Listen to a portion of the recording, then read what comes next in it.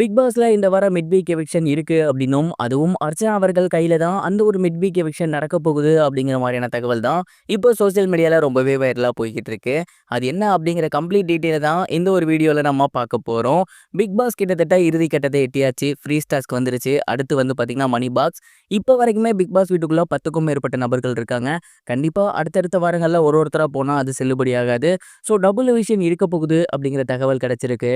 அதுலயும் குறிப்பா இந்த வாரம் மிட் வீக் எவிக்ஷன் இருக்கு அப்படிங்கிறது தெரிய வந்திருக்கு. அது என்ன மாரியான ஸ்டைல்ல அப்படின்னா, அருண பார்க்க அர்ச்சனா வீட்டுக்குள்ள வராங்க இல்லையா? அவங்க அருண பார்த்து பேசிட்டு, வீட்டுக்குள்ள இருக்க எல்லாத்துட்டயும் பேசிட்டு, கடைசியா அவங்களுக்கு ஒரு டாஸ்க் குடுக்கப்பட்டிருக்கு. அவங்க கையில கார்டு குடுத்து, அந்த கார்ட வந்து பார்த்தீங்கன்னா, யார் பேர் இருக்கோ அவங்க என் கூடயே வந்துடணும் அப்படிங்கிற மாரியான கார்டு தான் அது. அந்த ஒரு கார்டுல ஜெஃப்ரி அவர்களோட பேர் தான் இருக்க போகுது அப்படிங்கிறது தெரிய வந்திருக்கு. ஏன் அப்படின்னா, அவர் தான் ரொம்பவே கம்மியான ஒரு ஓட்டுகள் வாங்கியிருக்காரு.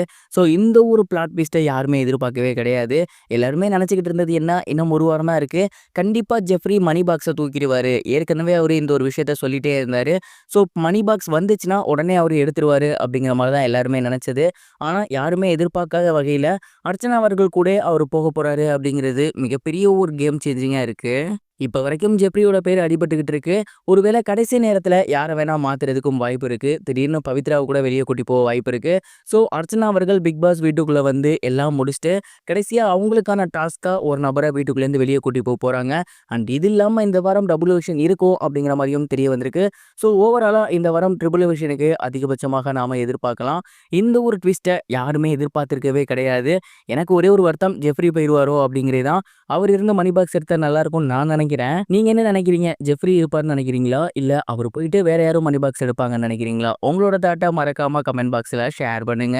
இது ஒரு புறம் இருக்க சோசியல் மீடியா ஃபுல்லாவே பயங்கர வைரலா போய்க்கிட்டு இருக்குது என்ன அப்படின்னா, சிவகார்த்திகேயன் அவர்கள் வேர்ல்டு செஸ் சாம்பியனான குகேஷ் அவர்களுக்கு கூப்பிட்டு வாழ்த்துக்கள் சொன்னதுதான். உலக செஸ் சாம்பியன் பட்டத்தை மிக சின்ன வயசுலேயே குகேஷ் அவர்கள் வின் பண்ணியிருந்தாரு.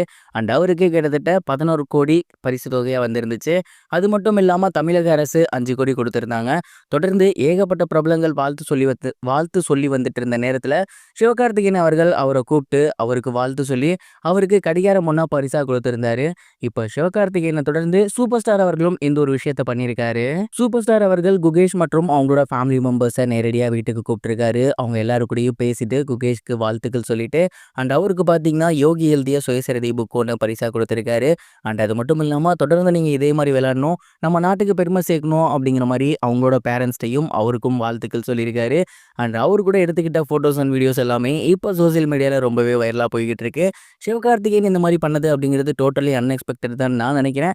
இதை பற்றியும் நீங்கள் என்ன நினைக்கிறீங்க அப்படிங்கிறத மறக்காம கமெண்ட் பாக்ஸில் ஷேர் பண்ணுங்க. இது வரைக்கும் கனெக்டிங் டிவிக்கு சப்ஸ்கிரைப் பண்ணனா மறக்காமல் சப்ஸ்கிரைப் பண்ணிக்கங்க. உடனடி அப்டேட்ஸ் பெறுவதற்கு நோட்டிஃபிகேஷன் பெல்லையும் கிளிக் பண்ணிக்கங்க.